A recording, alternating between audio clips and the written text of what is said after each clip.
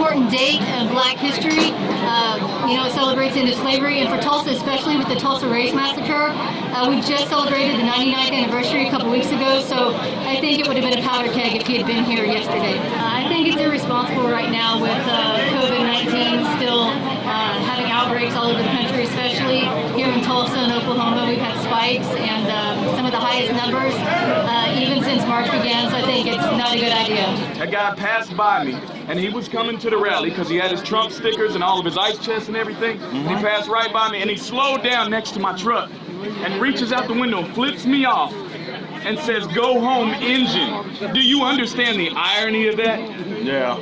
But first off, out there, man. First off, if I was Native American, I would be at home. Right. I'm American, so I am home. Agreed. But if I was Native American, this would be my home. Hello, and welcome to Your World on a Canvas. As you can see, we had some very interesting comments from the rally yesterday in Tulsa. The last segment of the intro that you saw, that something similar that occurred to me. They didn't call me an engine, but however, I was told to go home. By a melon challenge, one of my melon challenge sisters. And as far as my recollection, her ancestors came from the Caucasoid Mountains. They came down. They came down to this land of milk and honey. Like thieves in the night, wolves, and raped and pillared and plunged us intellectually every which way possible. Because where we saw abundance and was willing to share, they saw not enough and to take it all. And they still approach it like that. Our melon challenge brothers and sisters who run these big corporations here in America, they see themselves as the wolves. They say, why is everybody having pity on the lambs, which are us? Why? Who's standing up for the wolves? That is their focus. The wolves. And for them to be a proper wolf, it translates into economic power. Economic power. Remember that, my brothers and sisters. That is what it's all about. Economic power. I was watching a video of Cornel West, I think it was back in May 2015 when he was promoting one of his books.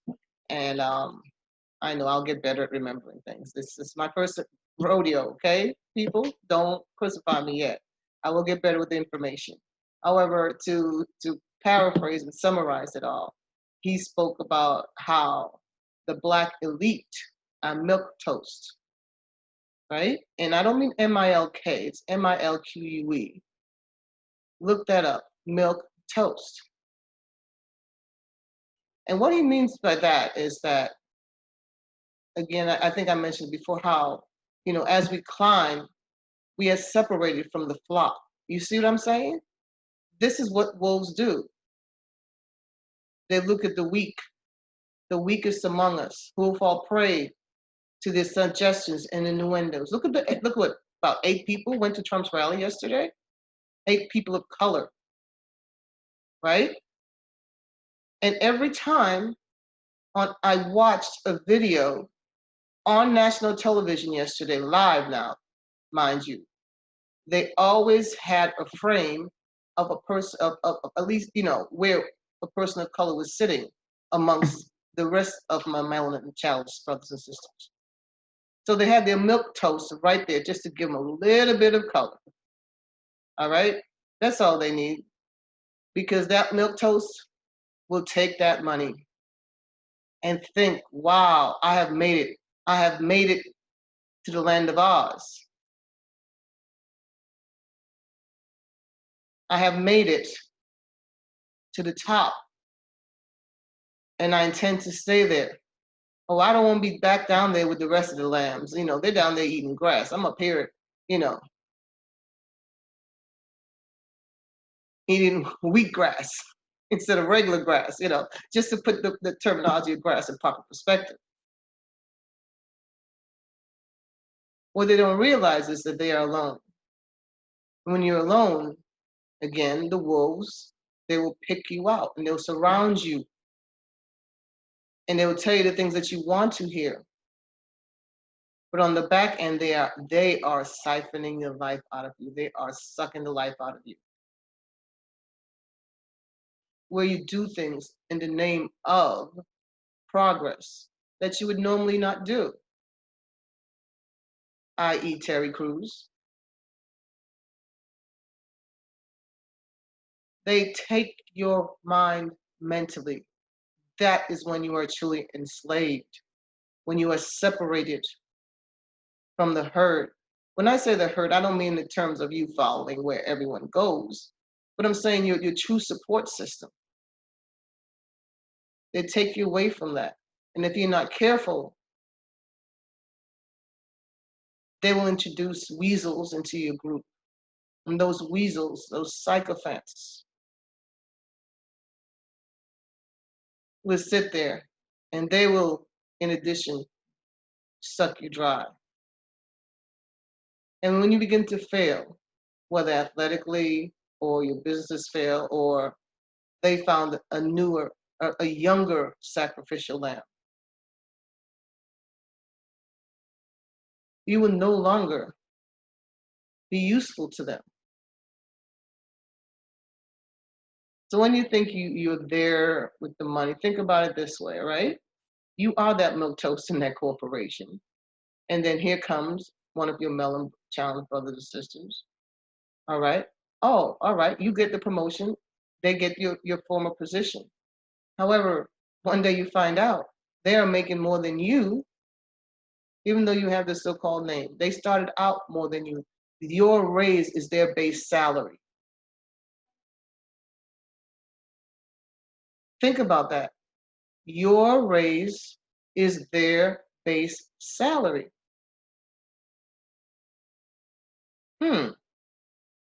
How does that work for you?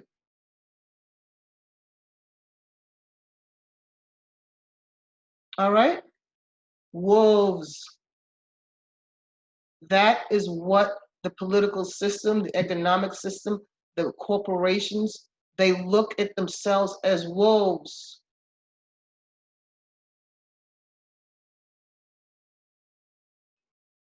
That is the true nature they are honing.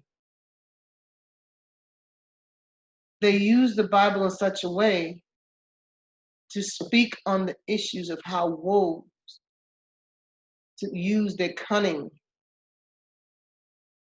not to work for what they want, but to use others.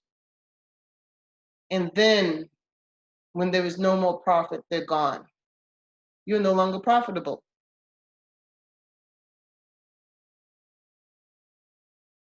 How many former Black athletes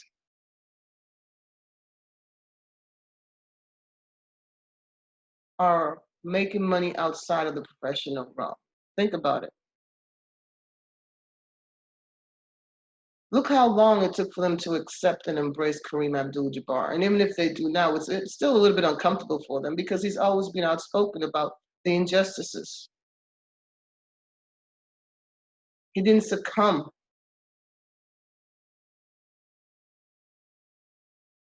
He still does not fit into their idea of what their milquetoast elite athlete should look like.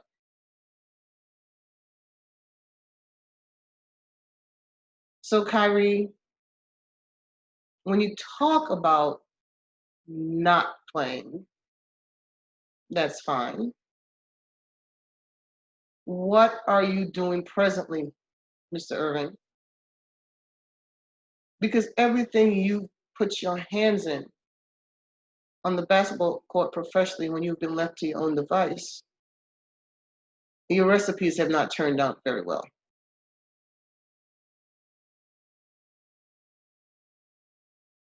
And Dwight Howard, all of a sudden, he has a voice. He's the voice of consciousness, right?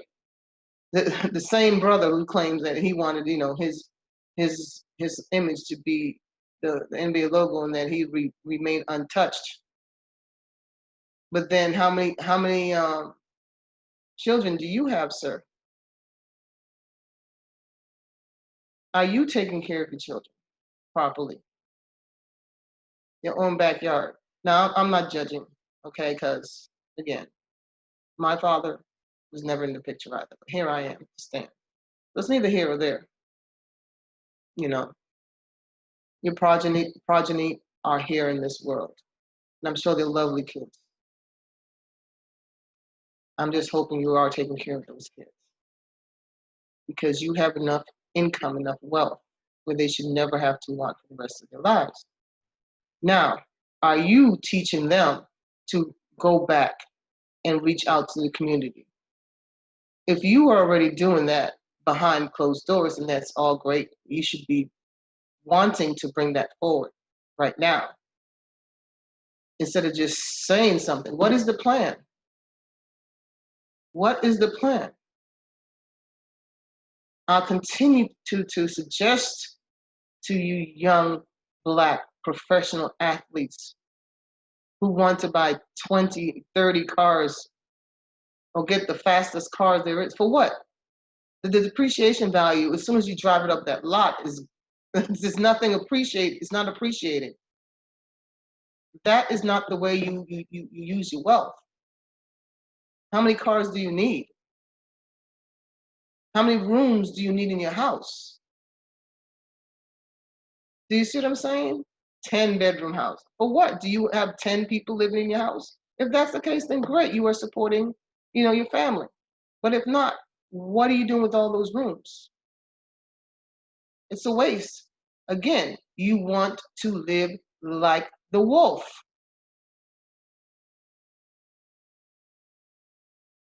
And you are restless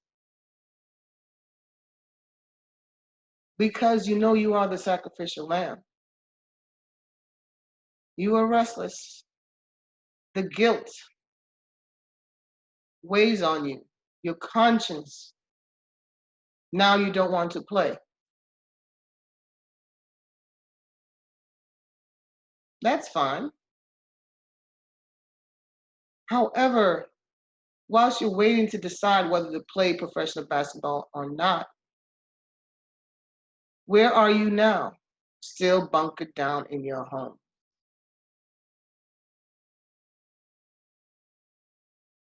Are you out in the community? You can wear your mask. Kyrie, you have a Jeep. Put the hood down, drive through the neighborhood. Tell them please respect social distancing and, or set up a station, something, and give back. I have not heard anything about you giving back, but you're complaining, oh, I don't want to play. The thing is this. The only reason you are saying that is because you are coming off an injury and they're not allowing injured players in the venue. Out of sight, out of mind, and you don't want to be out of mind. So you want to take your binky and go home. All right, Mr. Kyrie. Go ahead. Go ahead. What are you teaching our young brothers and sisters? You have an ulterior motive. You always have. Even when you played for the Celtics, you had an ulterior motive, sir. When you first got injured and Tatum and Brown, pushed the team. They were to the edge of reaching the NBA Finals. You pouted. You went home and got unnecessary surgery, which could have waited till after the season was over. You weren't there to support your teammates because, you weren't the reason that they succeeded. Then when you came back, instead of embracing them and saying, okay, I see you young fellas did your thing that you grew whilst I was gone. So let's channel this. Let's work together. No, you still want to beat them down. You still wanted to beat them down. Yes, your brothers are gonna stand up for you and say, yeah, they still love you. They still got love for you. But having love for someone and wanting to really be around them are two totally different things in terms of a professional setting. I'm sure you're a wonderful guy off the court, and that's the side that they love and appreciate. That's what they've been talking about. But on the court, nah, son, you poison pill. Every team except the one that LeBron was on with you. That's your thing. You want to prove that you can lead a team without LeBron. Yes, but you forget. You have to learn how to lead. You don't know how to lead. Every one of us has the capacity to be leaders. It's an ongoing process. It's a process that requires you, us, me, myself, and I, whoever, everyone, to really do some self-evaluation, self-examination. And that's actually on a daily basis. And look at your mess. It's yours. But there's beauty in that mess because you created it, and it's the mosaic of your life. And you could redesign those same pieces that create that beautiful mosaic that's you.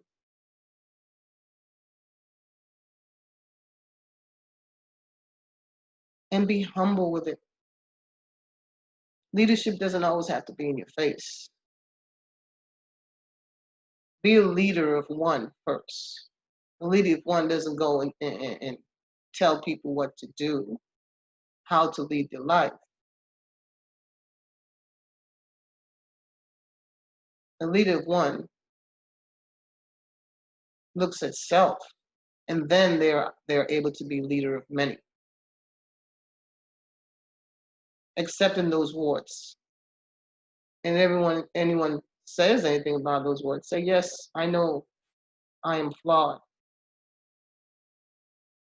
I'm the amalgam of my experiences. Some I have learned willingly, some I've learned unwillingly, and some it takes time for me to fully adjust to it. And that's with everybody, I feel. But for you to sit there, my melon challenged brothers and sisters, to not allow the first employees of the United States of America, underpaid, undernourished in more ways than one, to not allow us to grow our own seeds untethered, unfettered, unfettered and untethered by you, without malice, without jealousy,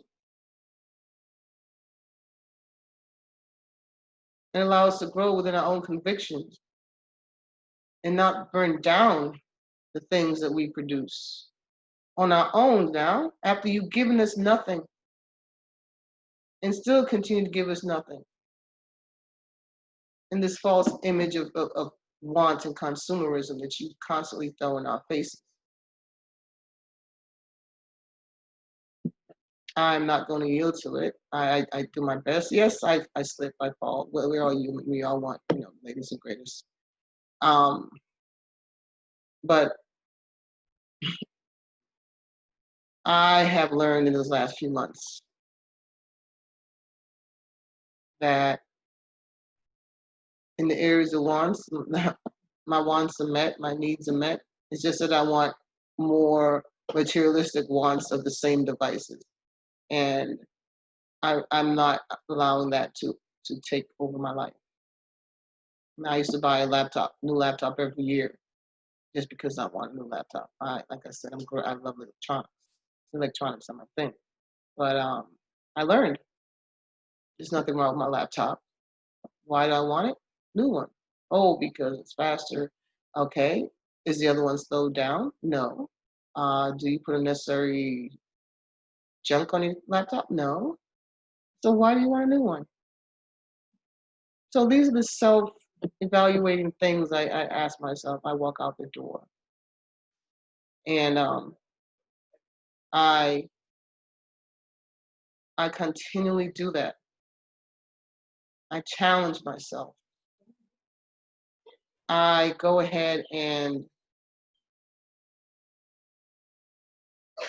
take the things that I want. Sorry about that, you all. I had a minor interruption, but it's okay. But yes, go back full circle. The wolf, the wolf and his employees, the lambs, which are us. We are the original employees, laborers. We are the laborers. They want us to forever remain laborers. Job. They gave us our first job. And we willingly accepted it. See, that was the thing. We willingly accepted it because we didn't know any better. And we continue to accept it even though we know better. We continue to empower these corporations economically, even though we know that they are feasting off our bones.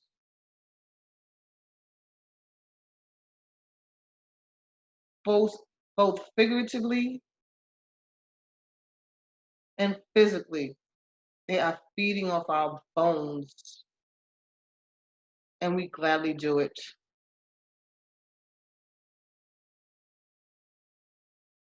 The doctors, our Black doctors, yes, you see all these shows, Housewives of Atlanta, of New York, and all that.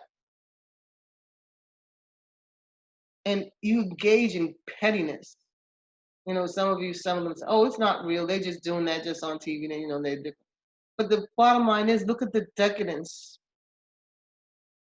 I have yet to see any of those Housewives of Atlanta shows or whatever. Now, I don't watch it. My partner watches it. Every now and then I fall asleep to it because that's what to watch on TV. And I'm not into it, so I just hear it as I fall asleep. But I have yet to see them go to the neighborhood and do anything to empower our brothers and sisters. It's all about them going, oh girl, going to party, going to this party, what's this one's party, this, and that. I have yet to see them show and display on any of these programming, them giving back to the community. Again, they are the sacrificial lamb. When you see the way some of our brothers and sisters have taken on the persona of the wolf, of our oppressors, become milk toast. So milk toast they become apathetic, indifferent to the plight, saying, you're lazy and shiftless. Ben Carson. Mr. Carson, why weren't you in Tulsa, Oklahoma? Since you support 45 so much. Why weren't you in Tulsa?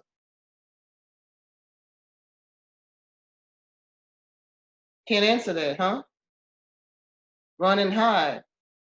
They only bring you up for display every now and then, to prove, yeah, Black Lives Matter to them. And that sister who resigned, come on, only now you've grown a conscience? After all these things this man has said and done to denigrate your people, our people, it's only now you grow a conscience? Oh, come on. Give me a break. This isn't working. You, my people, you, my brothers and sisters, it's about the money. The wolf doesn't care what your carcass on the outside looks like. He will take it from you. He's been doing it successfully for over 400 years. Stop looking for him to give you a loaf of bread. Take your seeds and sow your own. We did it before. Yes, they burnt it down, but now the world is on our side. Empower your community. Don't let us be the flavor of the month just because all eyes are on us, because the moment in time was captured of things that we already knew were true, that were happening in this country and still is to this present day, even as we march and protest. So be careful of what you do with your voice, because that voice, no matter how loud it is, can be silenced, even though it seems like the message is getting across. It's not. Turn your backs on corporate America, because they need you more than you need them, if you only realize it. Take that leap of faith. Be the creator, because when our ancestors were slaves, in order to ease their burdens, they created things to ease their burden.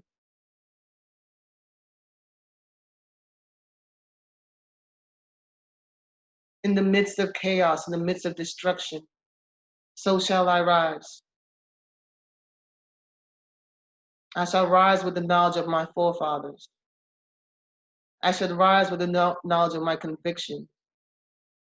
I shall rise with the knowledge of the scars, both inside and out, that I have created in my life. And I shall move forward with the wind behind my back, and the comfort and support of my loved ones. Even though I am fearful, I'm fearful of what the future brings. I am excited and fearful at the same time, because I am creating me in a different way. I'm recreating that mosaic that is me. So I challenge you, my brothers and sisters. How are you recreating your mosaic? Let me know. How are you creating your world on a canvas? Thank you. Have a great day.